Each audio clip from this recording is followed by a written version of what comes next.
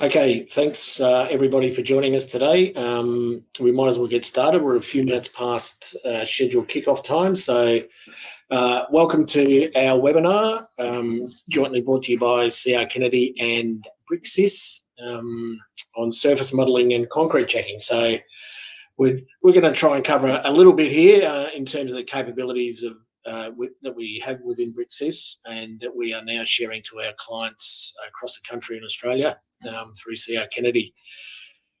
So, I had a look through the list of registrations that was sent through. Looks like there was about 120, 130 registrations, which is fantastic, from all over Australia. So it's great to see a lot of our existing clients and a lot of potential new ones as well showing interest in what we've got to offer here. So we've got a couple of special presenters, but before we go to them, Sam, I'll do a quick overview of C.R.Kennedy for those who don't know. C.R.Kennedy is a family-owned company, been around for over 90 years and started out many years ago as the importer of Pentax cameras. So long history in importing highly specified technical equipment and optical equipment. So and in my time at C.R.Kennedy, the last 20 odd years, we've been the exclusive distributors for Leica Geosystems survey equipment, and that's effectively the Rolls Royce of measuring technology accepted. I think that's accepted worldwide. That Leica have led the way for many years. So you might have seen, for those who aren't in the survey game, surveyors on the side of the road, they're generally using a Leica total station for doing their measure ups, and lately the main products have been the TS16. You would see perhaps if you're in construction, the ICR 70, and if you're in the interior trades, you would have seen the ICS 50, a new product for the interior trades in fit out and joinery, etc. We'll also be releasing, or it's been announced, but there will be a brand new TS20 total station that will be even more advanced, and we'll have some road shows on that coming up later in the year. So very exciting times within Leica. We've also, you would have seen the point cloud capabilities that are produced by our scanners. So the BLK 360 and the RTC 360 is very popular in spatial sciences and data capture. So and that's only just scraping the surface of what CRK do.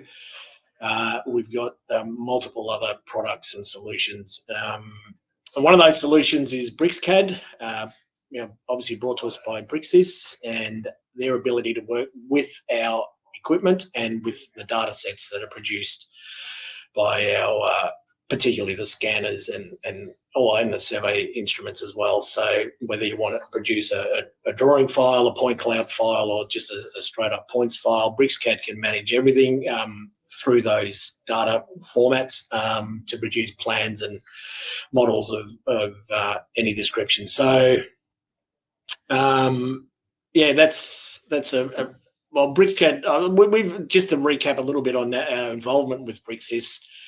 We joined a partnership with them around about 3 years ago, 2.5, 3 years ago now. And C.R.Kennedy had always been looking for a product that helps us complete the solution, all very well capturing data and measuring data in the field, but what did we do with it once we're back in the office? Not so much us, but our clients. So now in the last few years, we feel that having access to one of the more advanced CAD products in the world with BricsCAD, that we now complete that loop, and we have a full solution available for all our clients.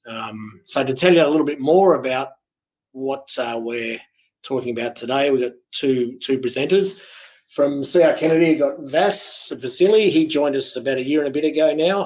He did his surveying degree actually over in Perth, and funnily enough, it looks like he was always predestined to work for C.R.Kennedy, because in 2013 he won the C.R.Kennedy and Co. Surveying Prize for the highest first-year achiever in the course.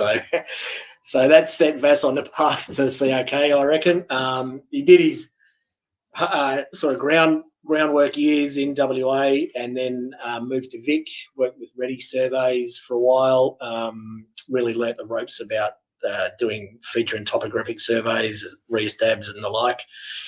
And then after that, he progressed to work with some big national clients of ours, very big players in the spatial game in Veris and land surveys. So with lots of project management experience, coordinating field parties, working with other project managers and liaising with clients, really got stuck into the technology across the board and honed his skills in CAD. So he's a very well-rounded professional in our game. So there's we can learn a lot from Vass today, hopefully. And from the BricsCAD side, another relative newcomer to our world, I guess, not necessarily in the CAD space, Sam McAllister.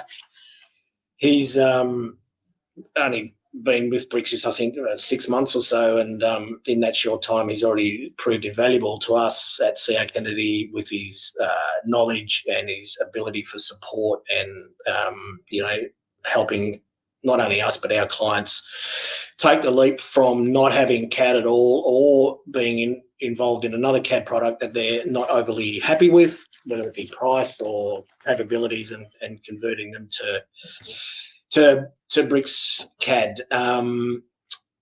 Sam, he's got a good history. I mean, he's presented at Autodesk University in the States, so he's obviously well regarded in that environment.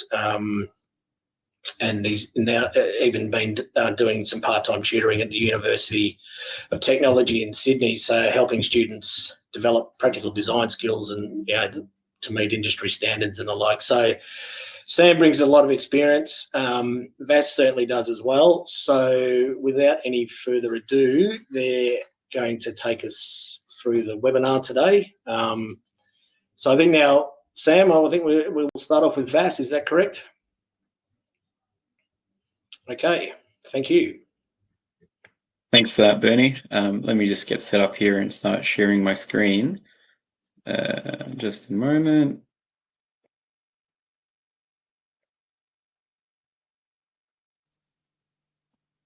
Cool, there's the infinite scroll that everyone can see. Right, so thank you for the introduction, Bernie. I believe I don't need to cover too much about what C.R.Kennedy does. The only thing I'll add to it, I suppose, is that we're the largest supplier of equipment, and I suppose now as well training across Australia for measuring equipment and cameras and all sorts of stuff. I'll try to make this presentation relevant to both newcomers to CAD and survey professionals that are used to working with CAD data and spatial data and delivering that sort of product to an end client. However, bear with me those that are used to doing all this, because I'm sure it'll be a bit, you'll be a bit used to doing this in the past anyway, so you'll know a bit of this. What I'm hoping to end this presentation with is that everyone here will have a good idea of how you can get started with surface modeling in BricsCAD. So hopefully after today, with this webinar recorded, you could open up a copy of BricsCAD, use whatever tools you have on hand, and create yourself a surface model that is useful to either your project or your end client. So with that in mind, we talk a lot about high-end technology, but you can perform the work that we're going to show you with nothing but a long tape measure and an optical level, if you want to do it that way. And I know a lot of TAFEs in sort of first year uni will teach that sort of process. So that's relevant, and that's the same sort of process you would use if you had flat 2D data in CAD and wanted to turn that into 3D surface models as well. That said, BricsCAD can handle point clouds, can handle laser scanning data and generate very similar outcomes. And Sam will go through that after I go through the basics. And most importantly, I suppose, because this is a webinar that we're attending during work time, we all work with this sort of data, whether we're using it for our own sake or whether we're delivering it to an end user. The reason that we should actually care about it, I suppose, is because, especially in my role now, I'm finding it's invaluable, this ability to assess a slab or a surface or anything for modern methods of construction. So more and more is being built off-site and being expected to fit exactly right first time on site. The classic examples of that would be any sorts of steel or prefabricated housing, data centers. We'll get into that a bit more, I suppose. As well, this is a good opportunity for, if you're on the construction side, to become an innovator, where you start using these tools in-house to accelerate your ability to deliver quality projects. So for hardware, the data set we'll be looking at today was captured with the Leica ICR70. So that's a robotic total station. You would have seen a surveyor on the street before, I suppose, like with the tripod. And I think many of you as well would have experienced using this in the past as well. Beyond that, we'll see some data from the RTC 360. So both the total station and the RTC 360 were used to map a section of slab in a commercial warehouse here in Victoria. It wasn't done for a delivery. It's just a bit of a test data set. So hopefully the surveyors in the audience don't judge me too harshly for my methods.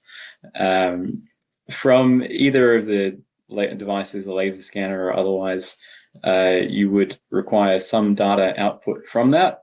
So in the case of a total station, you would output a DXF or a points file as a CSV. Then if you're using a laser scanner, you would output a point cloud file in a LAS or E57 or recap file. Then down to the very nitty gritty, you can as well perform this with pen and paper if you need to. So you can see on the right a little teaser of what we're going to get into.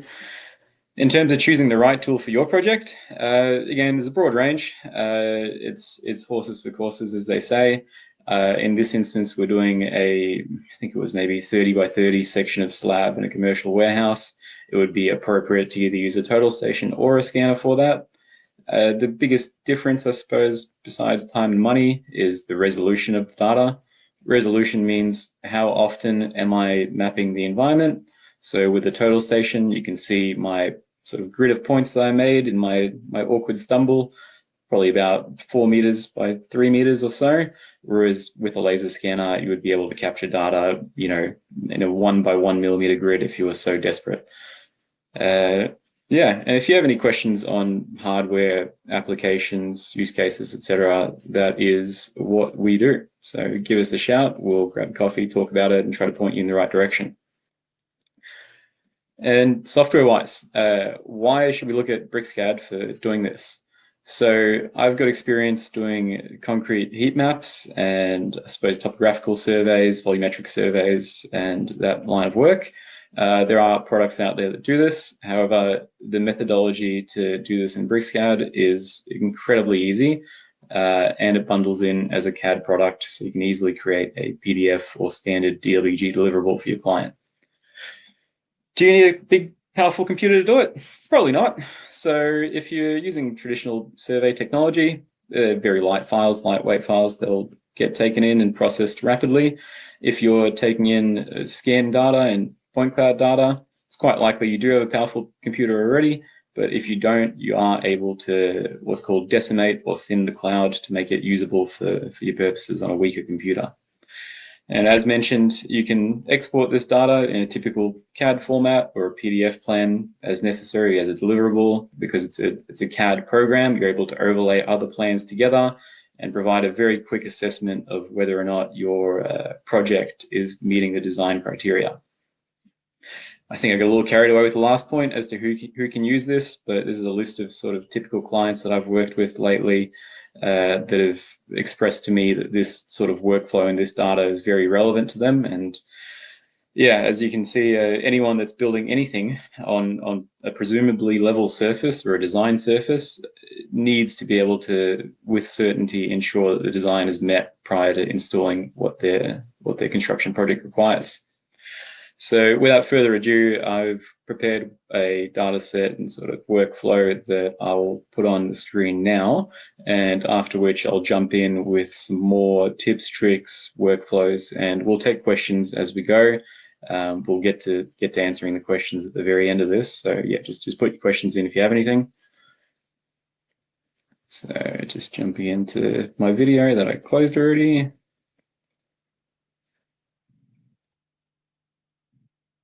And I might just do a quick check with a thumbs up when I play it, make sure everyone can hear. Where are we? So Sam, in a second, if you give me a thumbs up on this. All right, he's moved his hands. Excellent. Sorry, That's on the wrong screen. It's on the wrong screen? Yeah, 1 second, I'll put it back on.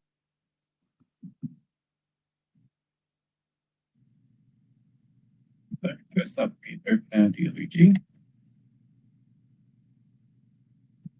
And I've got my BricsCAD to show me the Civil Survey suite there. So you got Civil Explorer, tin surface options, points and strings, alignments, road corridors, adding labels, which is super useful, data imports, and some of these for manual survey calculations. So we've got our data in here. It's a series of points with elevations. You can't really see the point there. You can see that it exists.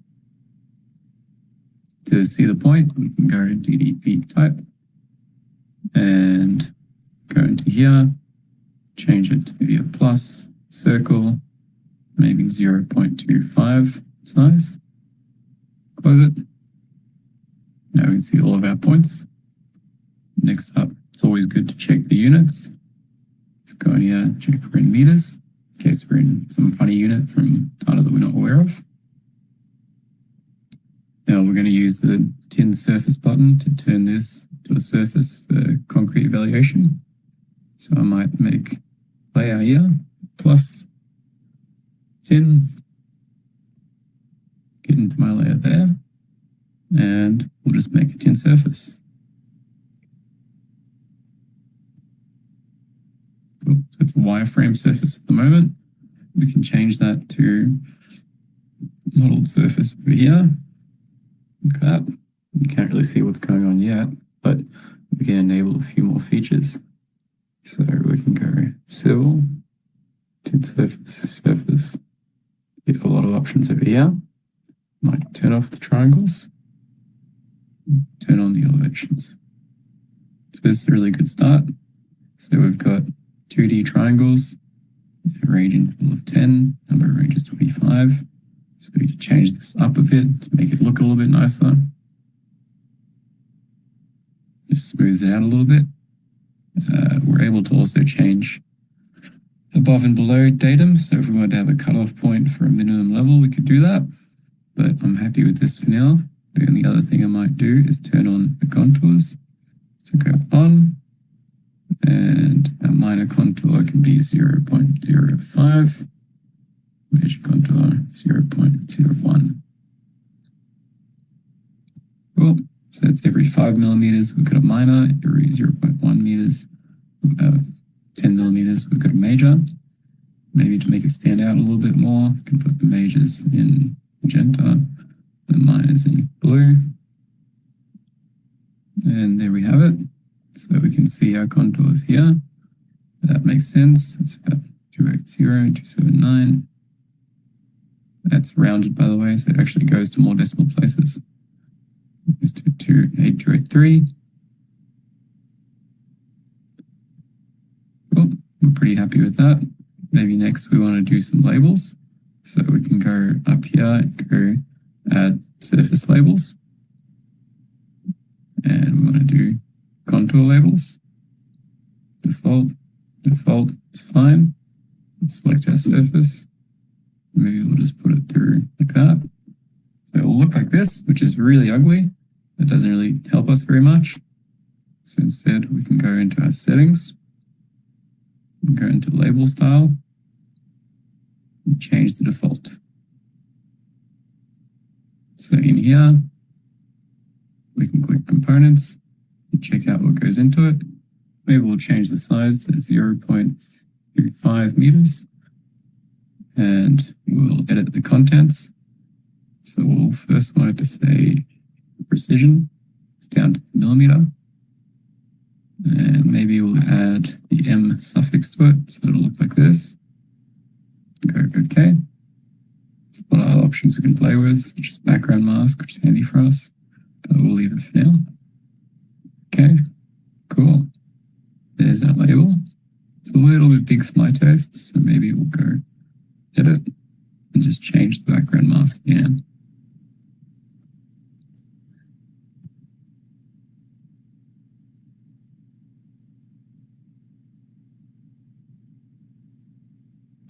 That's looking pretty good. So you can start seeing your low points there, 8269.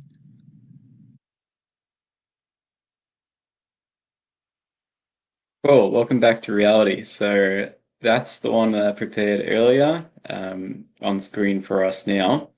And hopefully the way that I presented that to you guys, I took no shortcuts in how the data is assembled. So I know a lot of you won't have any default settings for any of your labels or colors or anything like that.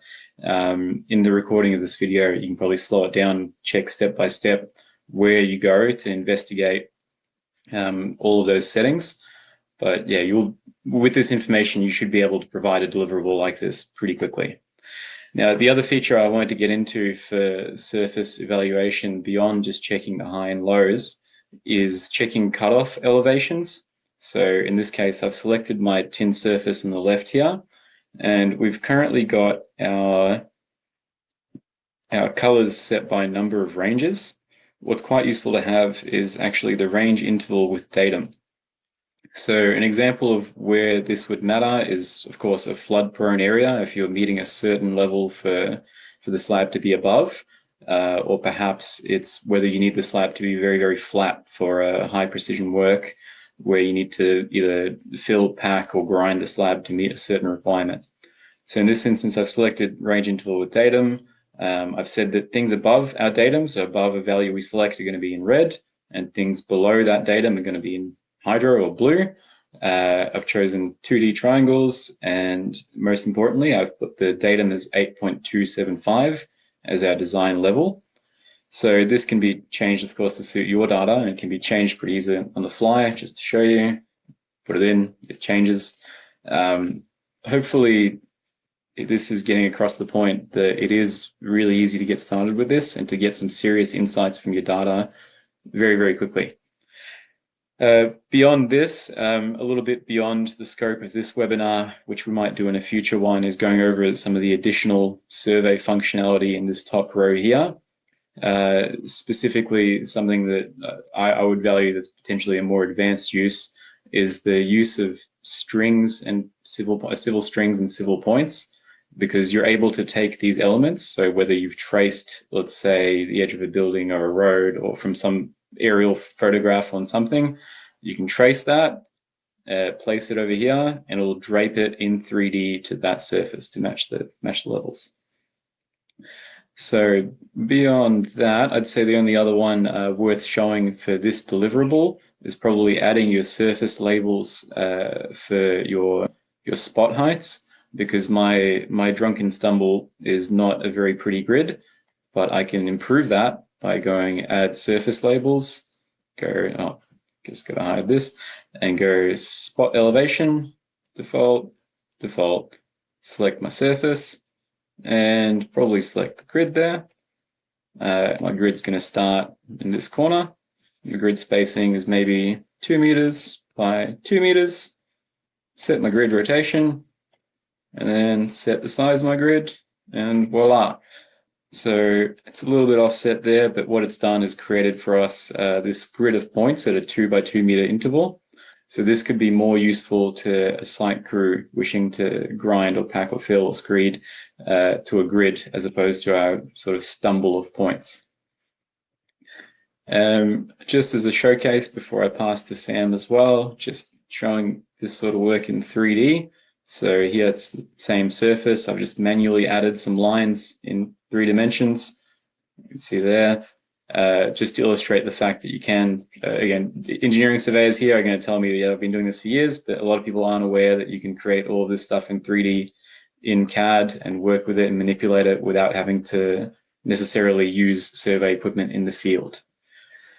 And lastly, as a bonus little feature, I wasn't super aware of the fact that you can go into a lot of these little buttons here and investigate some of the extra features. We've got the water drop, where if we select our surface and we put our cursor on the surface there, it'll show you that line, and that line simulates what would happen were you to have a rainfall event, or water drop in this case, and where that water would go on site.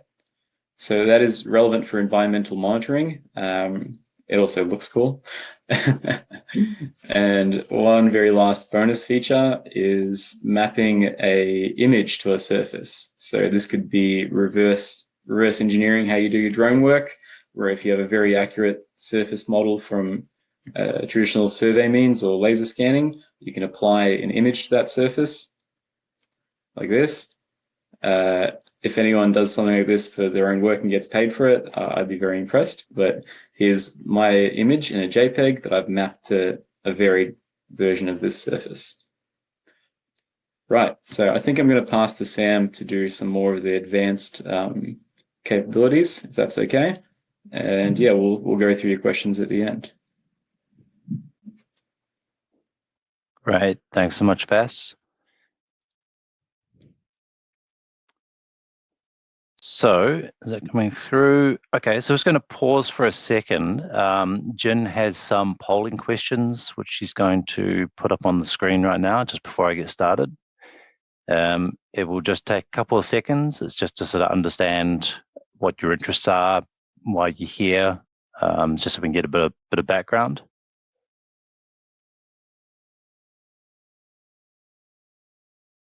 So if you can cast your vote and let us know what industry you're from and perhaps what current software you're using, that'll be great insight for us to perhaps understand where you're from and what you use.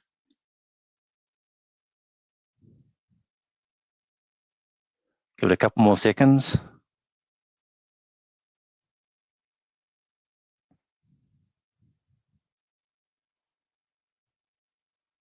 Okay. All right, so if we can stop the poll, I'll move into the presentation. Sam, I'm yet to launch the second questions from the okay.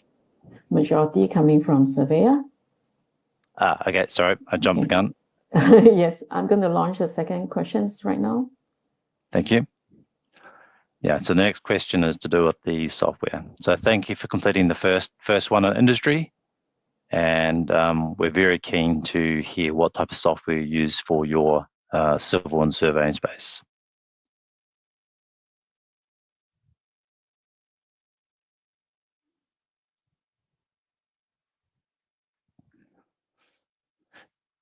Great to see a lot of BricsCAD users out there. Shout out to the BricsCAD homies.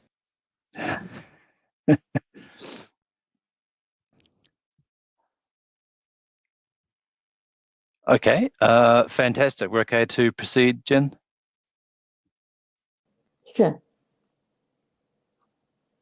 Excellent. So thank you so much for doing the polling questions.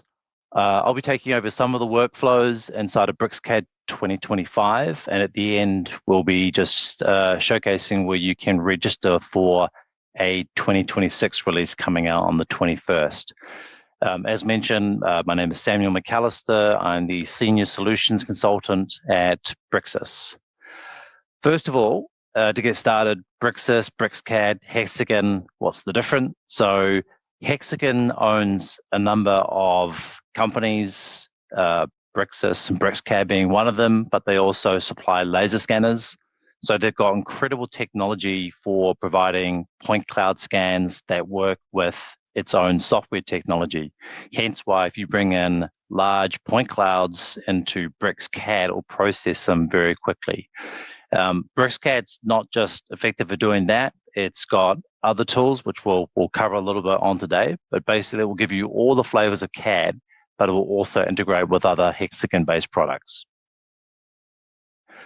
It was founded in Belgium, part of the Hexagon family, headquartered out of Sweden. We provide the software in 13 languages. It's in 90 countries. We have 400 resellers, and half of that goes back into R&D. It's called the True CAD Alternative, as it does provide 2D and 3D CAD that works or competes against other CAD vendors. It's familiar, so if you migrate from your CAD authoring tool into the BricsCAD environment, you'll find the user interface and the functionality very similar. It works in one single design platform. You don't need to import and export file formats. You can do it all within this one solution. We're also bringing in some AI productivity tools. So these tools will make you more efficient in your workflows in the CAD environment. We provide several different licensing options. So if you want to buy the product and own that product forever, you're entitled to do so with a flexible licensing option from BricsCAD. We have an open approach working with IFCs and CAD formats. We also have a very good support team. So any problems, you can log supports and you're going to get something back within 24 hours with an answer. And of course, the price, it's a big game changer. You can get this at a cost-effective price. You can own it under that flexible licensing options and use it forever. It comes in 4 different flavors. There is an Ultimate, which holds everything, but the 4 that you'll get in the Ultimate, which you can buy separately, is the BricsCAD Lite. What to note here is you do get Lisp functionality in the Lite version of this CAD tool. BricsCAD Pro, which is probably our most popular version of BricsCAD, especially in the civil and surveying space, because it's got all those features. You can bring in all these different tools to write your own APIs, and numerous third-party plugins that will work in other CAD platforms work inside of BricsCAD Pro. We also have a BricsCAD BIM. This is a solid 3D DWG modeling environment. It's not a BIM like a Revit, for example, but it does work with IFCs. You can bring in RVT files should you want to. And finally, we have BricsCAD Mechanical. So this will be working for 2D and 3D users. It's efficient for doing its detailing, but you can also work to create assemblies of parts. You can annotate your views and do your bill of materials. So if we look at 2 different CAD platforms here, you'll notice they look pretty similar. Similar ribbon interface, similar drop-down menus. However, if you look at what's different, in the BricsCAD environment here, there are productivity tools, drawing health tools, dedicated civil GIS tools, and 3D modeling tools. And what these will enable you to do is to go through and do a drawing health check. You can also use tools like Copy Guide to automate copy commands around your project, Move Guide, and manipulation. And there's some smart tools like Blockify and Parametric Blockify, which will go and grab similar entities in your model and then create blocks out of those entities that match. Moving into some of the tin surface creation options here. So we're going to touch on some of the ones that Vas mentioned just before. One is just importing it from text files or CSV files. You've got a dedicated Civil Explorer panel here where you can do the drop down and you can look at different ways to create boundaries or add raster images to your surfaces. You can create that tin surface from 1 or multiple files. So we're going to do a video demo bringing in multiple text files. You can also control how you want that file format to be comma delimited. And you can adjust this information as you work with it inside of BricsCAD. So here, typically with most programs, you start with the ribbon going from left to right. So we're going to create a tin surface by importing from file. We're going to choose the point file format. There's options here and how you want to see that information. We'll bring in those dozen or so text files and import them. Create the tin. And now we have a 3D model coming in. It's just asking us whether we want to simplify it, enter the elevation number. And here we have those points creating a tin surface for us. Now, here in the file, we also have a raster image and a closed polyline for the boundary. So we want to look at adding that boundary to the tin surface.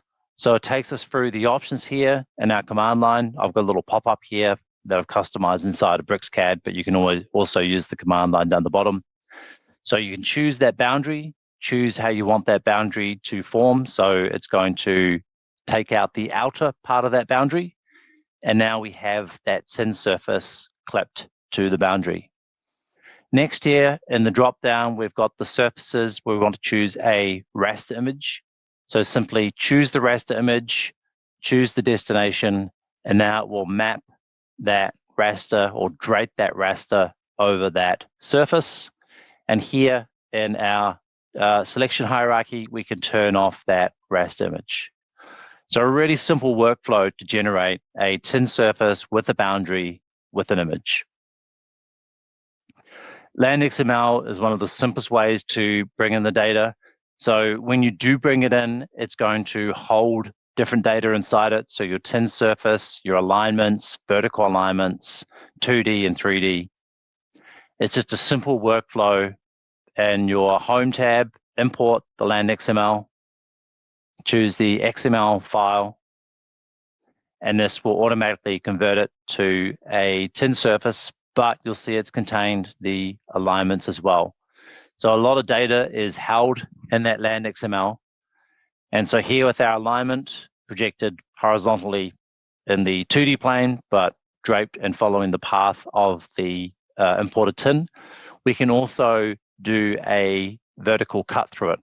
So here we get a plan. We've got our vertical cut showing through that alignment, and we can select it. So anything in the generated in the model, we can go to our properties, our layers, and we can make adjustments to, say, the vertical scale factor to see how that alignment runs. If you're a Civil 3D user, you can also import Civil 3D natively into the BricsCAD environment. So it will work with all these different types of points, point groups, tin surfaces, volume surfaces, grid surface and alignments. It will come through and convert that into different sections. And you'll see how clean it is when it comes in and how you can reuse that data. So all we're doing is, again, going to the Import Export tab, bring in that Civil 3D created DWG. Here we can look at what we want to bring in. Maybe you don't want to bring in everything, but we're going to bring in all that and then choose how we want to bring in the civil data. And here we have 60 native CAD entities imported.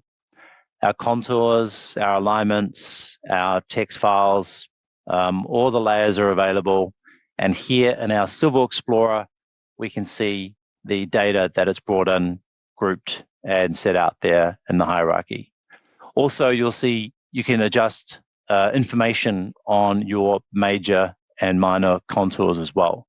So not only can you bring in this data and it's all organized, you can also work with this data as well. Tin from contours, really simple. You just need to bring in your contours, or if you've got 2D contours, you can move them up in the Z direction if needed. There's a weeding and supplementing factor should you want to use that, and this will simply just create your tin surface. So again, very simple. Whenever you hit that tin surface command, it gives you all these different options on how to create it. You can choose certain entities or all entities. We've got 42 contours in this file. We don't need to use any of these particular tools. We just want to keep it quite simple at the moment. And now we have a surface. This is just showing in 2D wireframe. We've got numerous different ways of displaying that information. But you can see here now it's created our tin surface. Our contour lines are maintained. But when we select that tin surface, we can see that there's information about the contours, which we can change. And also there's some information about tin analysis for elevations and slopes, which you can potentially turn on. Finally, one of the really powerful features is creating a tin from point cloud data.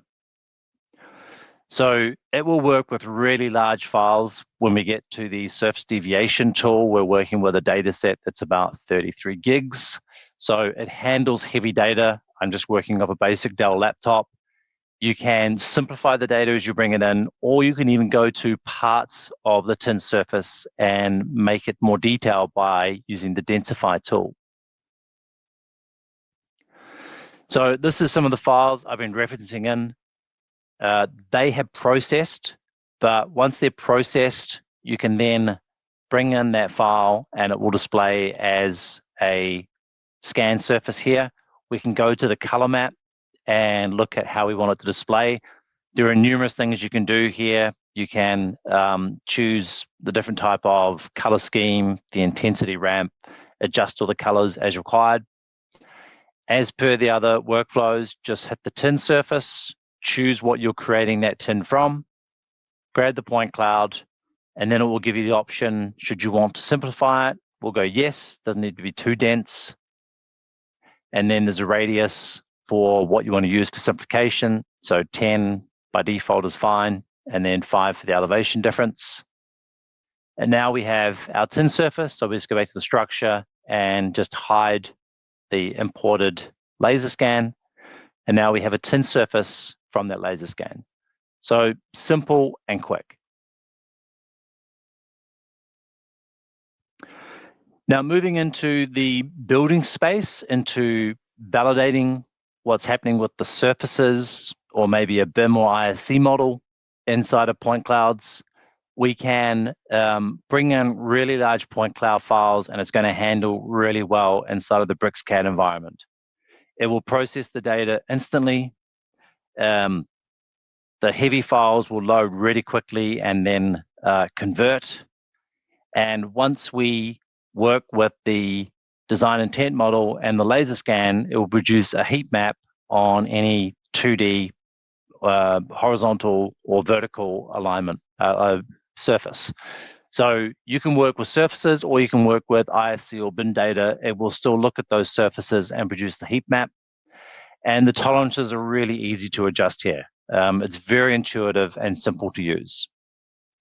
Now, if you're using a tool like an AutoCAD, that won't natively bring in those raw laser scans. So you need to go to something like BricsCAD Pro to process it. Then it will spit out an RCP or an RCS, and it will bring in up to 25 million points. The power of BricsCAD is that you can bring in all these file formats natively. It will process it quickly, and it holds up to 50 million points. So it's very strong when it comes to managing point cloud data. In this demo here, we have an IFC model, and we have our referenced 33 gigabyte laser scan. We're just going to insert it at its central location. Again, you can set this all up accurately if you want to put in your georeference information. Here, we'll just go to view inside the model. So we're doing the whole model here, but we can do a deviation of this particular slab and the point cloud. And now you'll see how quickly it's processed it. We can look at the acceptable tolerance. So drop it down to 0.006 of a meter, change the warning tolerance to 0.012, and we can see where we are with our scan versus the design intent model and how far we might be out.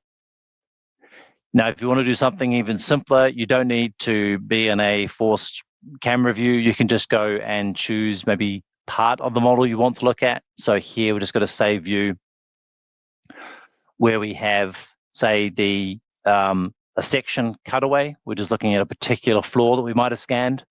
We can do that as well. We can just break down that IFC model, isolate that floor, and we can do the deviation scan, not on the entire drawing, but we can just choose parts of the drawing. So if you want to do this really quickly, maybe you don't have a decent laptop, you can just do those two entities and run that deviation scanner. And by default, it's the tolerance, the good fit tolerance and the bad fit tolerance are quite high here. So again, it's just as simple as making adjustments to see how smooth that poured slab is that we've obtained with our scan. Now, if you don't have the BIM data to go through this, you can just do something really simple with a surface plane. So here we have a scan that vasted, and if you just want to create an automated flat plane, let's say you know nothing about CAD, nothing about BIM, you just want to do something really basic, you've got some simple tools here like Fit Planner, and this will go and search for a dense part of the point cloud and then create a flat surface almost aligned with that point cloud. And then you can start to look at what your tolerances are. So I did drop the tolerances down quite a bit here just to sort of show the scan versus the slab, but it's just a really simple, quick and easy way to run that deviation analysis tool. So hopefully you've got something to take away from creating tin surfaces and doing deviation analysis. So our key takeaways for you today is that with these type of tools, you can be faster and more efficient on your project work. You don't need to rework a lot of information or take into other softwares and then process it in and out. For anybody who is new to CAD, maybe you're just in a subtrader construction, this could be a very simple tool to get on board with. You don't need to go into different softwares. You can just do a lot of simple jobs in one software platform. And the price and the licensing is very simple. You can get it at a very affordable price. You can own it forever, or you can keep it on perpetual and maintenance and keep on getting updates, getting new features, but we give you those options. Now, if anybody is attending Melbourne Build next week and want to perhaps discuss some of the things that Vas and I have shown today in a bit more detail, we will both be at the C.R.Kennedy booth. So please come by and say hi. If you want to, we have a QR code on the screen. So if you want to hold your phone up over the screen, we can facilitate a time to actually meet with you and go over some stuff in detail. So for anybody in Melbourne next week, it'll be on the 22nd and 23rd of October. A huge show. They do one in Sydney as well. But the C.R.Kennedy team will have some equipment. We'll be there with some software. So we encourage you guys to attend if you're going to be in Melbourne or live in Melbourne. And for anybody wanting to know when the launch of V26 is of BricsCAD, it is next week. So it will be Tuesday, the 21st of October. And you can register for free. We'll have updates on general design, manufacturing tools, but more importantly, what we talked about today, there'll be new features for building subcontractors and land surveyors. So please be sure to register for the digital event and you'll be able to see what's new in the V26 launch.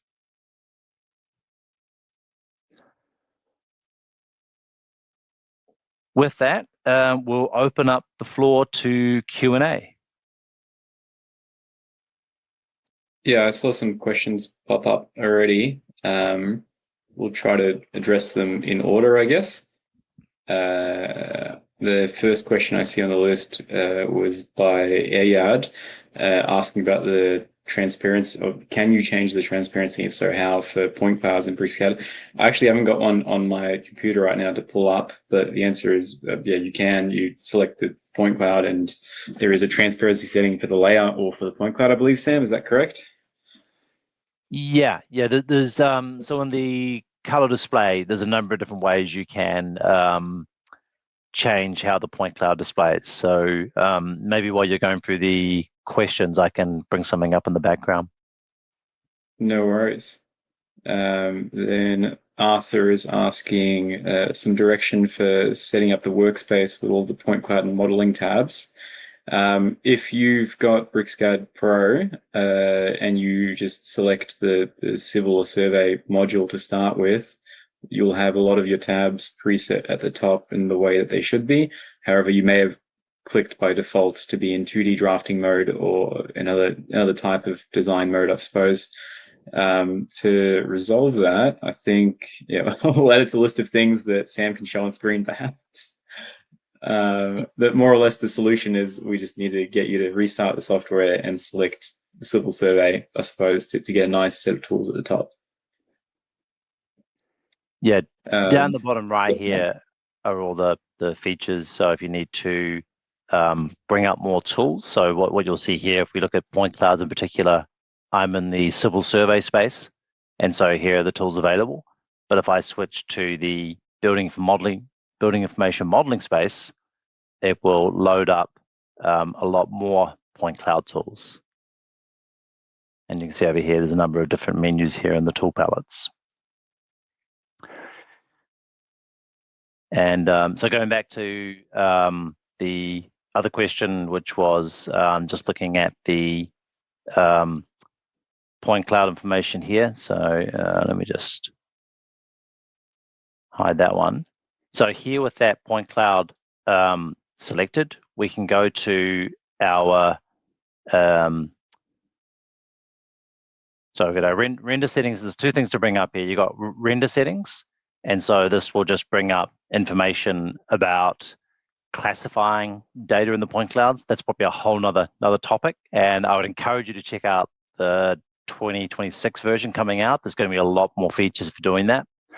And then we have different things here for our render settings. So there's some nice little tools like gap filling. And this is a pretty big data set, so it's doing it pretty quick. You've got iDome lighting. Typically, you drop that down a little bit just so it makes it a little bit lighter, and then you can adjust the point size. And so this will, go up and down pretty fast. Depending on the type of scan, you'll have adaptive display and dollhouse rendering, but this one didn't have that information in it. We also have over here the color map, and this is where you have the option to do different things with the style. And I think this one maybe doesn't have all the features available in it. Here we go. So we've got elevation, for example. We can start to make some changes with that data.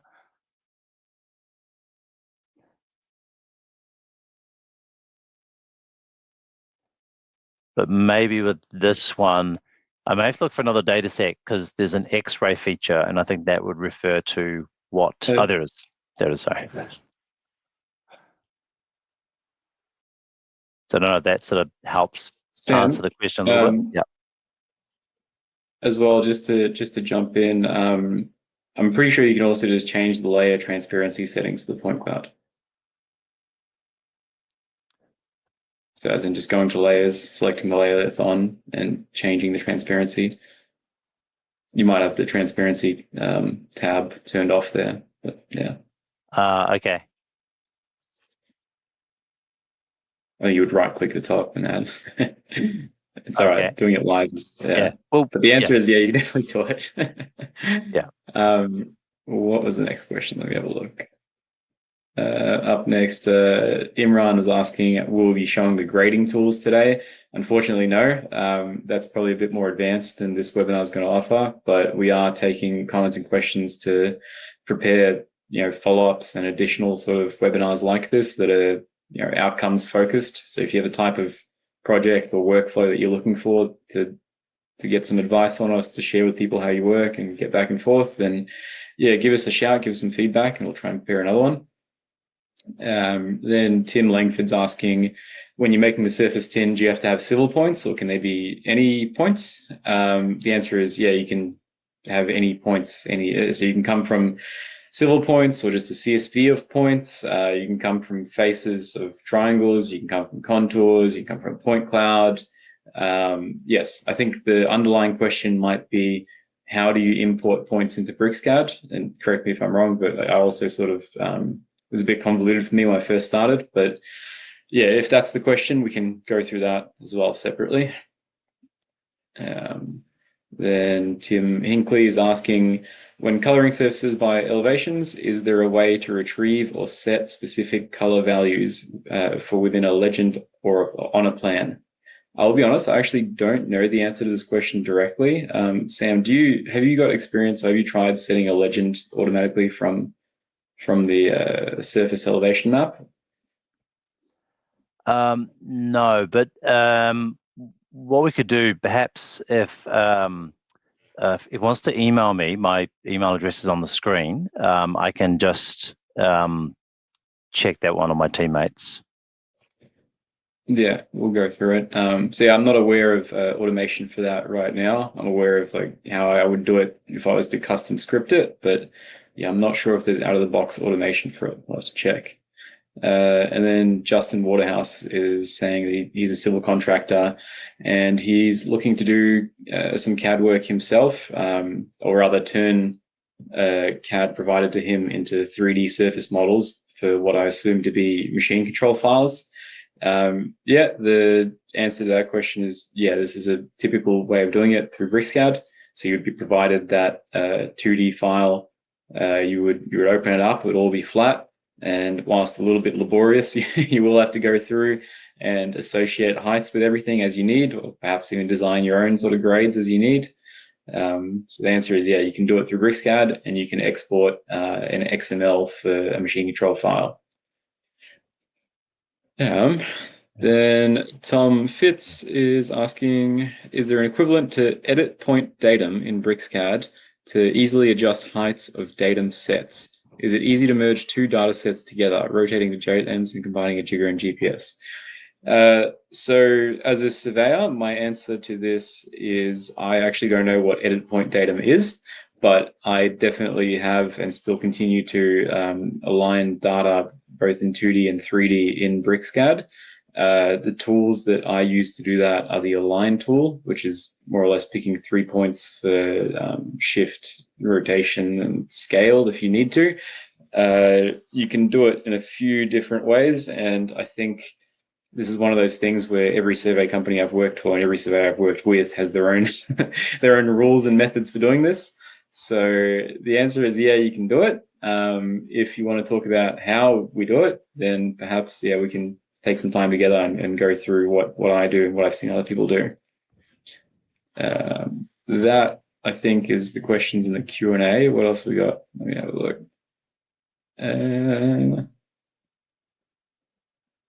What have we got there? So David Samuelson is asking, importing point clouds and manipulating them to align to existing data. It's a good question. I'll be honest, I haven't done too much of it in BricsCAD Direct. Sam, were you aligning the point cloud to the data or the data to the point cloud in this case? Sorry, can you repeat the question again? Sorry. The question is, how would you go about aligning point cloud data to existing data, or vice versa, existing data to point cloud data? So I could answer that from aligning data to a point cloud, but I actually haven't manipulated a point cloud to realign it very much.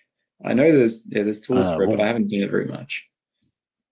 Okay, because yeah, when you go to insert it, it will ask for insertion points. So if you know where you need to insert it to, okay, so you do it directly. Yeah, but in terms of referencing it through targets or common features, it's an additional workflow, I'd say. Yeah. Again, it's probably something we could find out. So if they want to email me, I can reach out to our internal teams and get an answer for that one. So yeah, my answer is that you can do it. I have a way of doing it, but I think if we wanted to put out a polished webinar on how to do it, that would be a separate matter. The way that I do it at the moment, I've had to do it, is just through, again, the move and rotate tools and go point by point. But then, yeah, we'll probably refer to Gopi as to what he would suggest. I think that's pretty much it. If anyone has any other questions, then don't stress emailing us, I suppose. If there's a specific workflow that you're looking for, because as a surveyor, a lot of this CAD stuff doesn't really, you don't learn this through university, you learn this through working and sort of getting breadcrumbs from lots of different people. So we're more than happy to set up some more sessions tending to specific workflows. Hopefully we can sort of build a better understanding and better standard of practice for the industry if we get the questions out. Yeah, thank you everyone, I suppose. Any closing thoughts, Sam or Bernie? Please feel free to fill out the survey so that we will know what kind of topics that you would like us to cover in the future. Thank you. Yeah, and if we missed anybody, just feel free to drop us an email and we'll do our best to get back to you. So yeah, thank you so much for all the questions and attending. And Bernie, any last things to close us out? No, I just want to thank you two guys for a wonderful presentation. As Vass alluded to, there's it was really just touching or scraping the surface. Probably opened up a can of worms of many other capabilities that BricsCAD has. So we'll endeavour to address your upcoming questions and things, but also we'll endeavour to run other events like this, webinars and the like. So by all means, everybody keep an eye and an ear out for future marketing on various events that we'll be running. But of course, the immediate event is Melbourne Build next week, as has been mentioned. I think that'll be a fantastic opportunity to come to our stand and see Sam and Vass and the other guys